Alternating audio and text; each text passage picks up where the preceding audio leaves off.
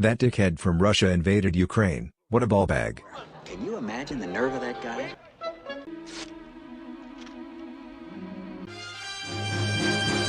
Hey, you've got it! You've got the last golden ticket! The kids found the last golden ticket! Hold it up, Sonny, so we can see. Have you ever been right? Because I have, and it feels great. Now, I'm usually right, but this is the first time I've got video evidence of me being right. They're going to be replacing personal equipment like radios or thermals and things like that.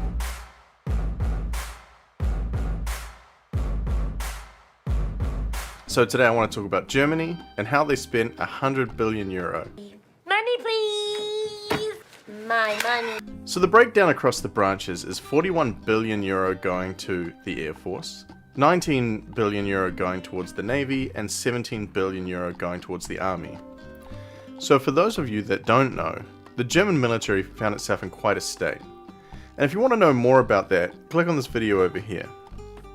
The kind of short of it is that a lot of the material was in disrepair. There were portions of time where the entire submarine fleet of the German Navy was laid up, and a large portion of their heavy equipment was unavailable to use. Know your fucking place, trash. Compounding this was very old, sort of outdated technology, especially when it came to communications. My finger around. It was getting to such a state that the chairman of the Defense Committee in Lithuania said, "The German military is great, and we're grateful to have them here. But can we please have some American soldiers, combat ready and ideally permanently?" So that doesn't exactly show that Germany's neighbors have faith in them to protect them. So when I made my last video, we already knew that the lion's share of the budget was going to be going towards the Air Force. And so how are they going to spend that 41 billion euro? For starters, access to the illest clubs. So they're going to be buying 35 F-35s to eventually replace their Tornado fighter bombers. The F-35 in this case is going to be used for nuclear weapon delivery.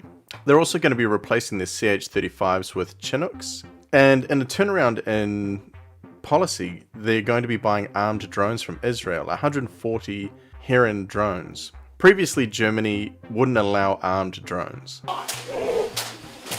The German Navy had already been budgeted an extra 19 billion euro last year, and so they've only been given another 19 billion this year.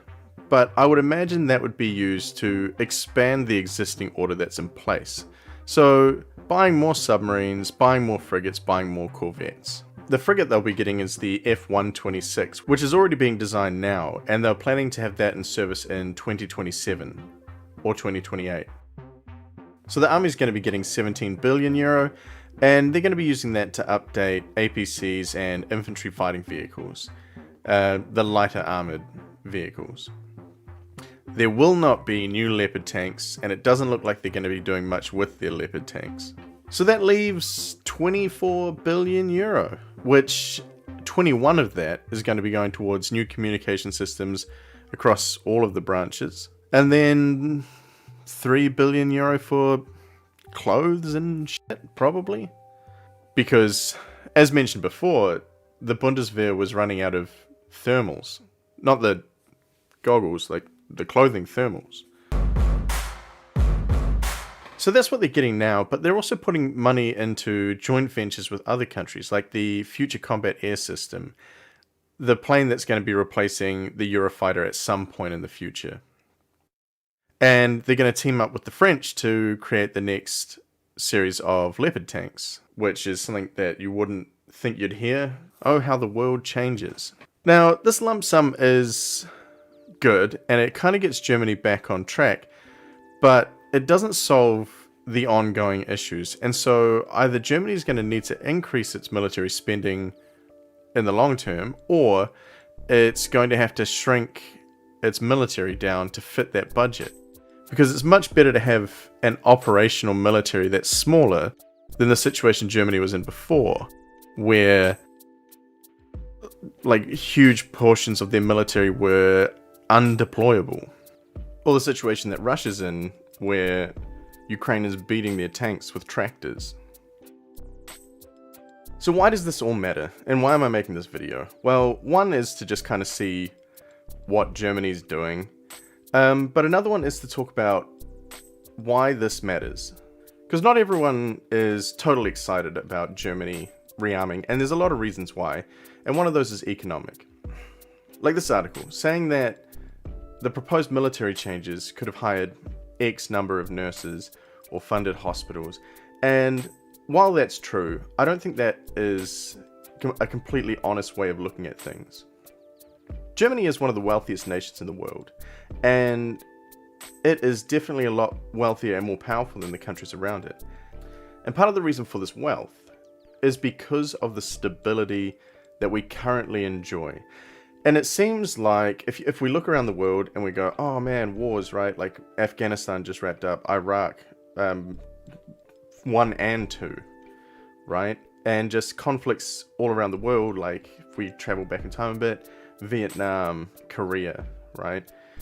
But since World War II, this kind of era from then until now has been known with a specific term, the Great Peace.